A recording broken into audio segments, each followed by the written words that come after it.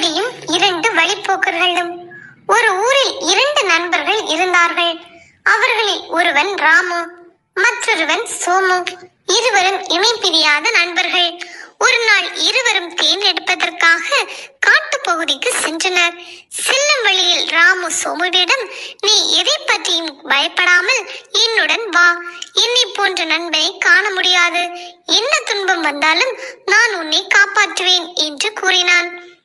காட்டில் உள்ள பறவைகள், மரங்கள், காட்டு விலங்குகள் போன்றவற்றை வேடிக்கை பார்த்து கொண்டே இருவரும் நடந்து சென்றார்கள்.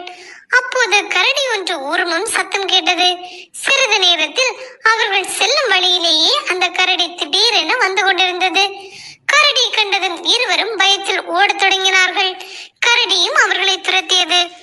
ஓடத் தொடங்கிய சில வினாடிகளில் மரம் ஒன்று இருப்பதை கண்ட ராமு உடனடியாக அந்த மரத்தில் ஏறிவிட்டான்.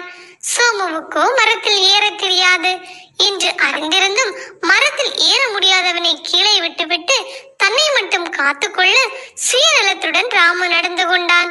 சோமுவுக்கு மரம் ஏற தெரியாததால் என்ன செய்வதென்று தெரியாமல் திகைத்தான். கவலையுடன் எப்படி கரடியிடமிருந்து தப்புவது என்று அவசரமாக யோசித்தான்.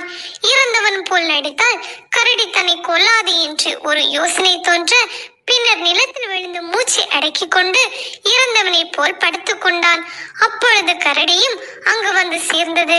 படுத்திருந்தவனை உண்பதற்காக அருகில் வந்த கரடி கீழே விழுந்து கிடந்தவன் காதருகே சென்று நுகர்ந்து பார்த்தது. கரடி சோமுவை முகர்ந்து பார்த்ததை மேலே இருந்து பார்த்த ராமு கரடி சோமுவிடம் ஏதோ சொல்கிறது என்று தவறுதலாக புரிந்து கொண்டான். பிறகு அவன் இறந்தவன் என்று முடிவு செய்து அங்கிருந்து நகர்ந்து போய்விட்டது. கரடி செல்வதை மரத்தின் மேலிருந்து பார்த்த ராமு கீழே இறங்கி வந்து சோமுவை எழுப்பினான். கரடி சென்று விட்டது, இனி எழும்பு, நாம் தப்பிவிட்டோம் என்று ராமு கூறினான். சோமும் எழுந்து தனது யோசனை வெற்றி அடைந்ததை எண்ணி நிம்மதி அடைந்தான். கீழே படுத்திருந்தவன் எழுந்து அமர்ந்தான். ராமு சோமுவிடம், கரடி உன் காதில் என்ன ரகசியம் சொன்னது என்று கேட்டான்.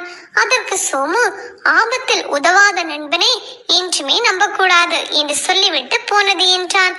இப்பதிலால் ராமு தன் சுயநல புத்தியை எண்ணி நொந்து கொண்டான். சோமுவோ இனிமேல் எங்கள் நட்பு நீடிக்க வேண்டாம் என்று கூறிக்கொண்டு தனியே நடந்து சென்றான். நீதி, ஆபத்தில் உதவாதது நட்பல்ல.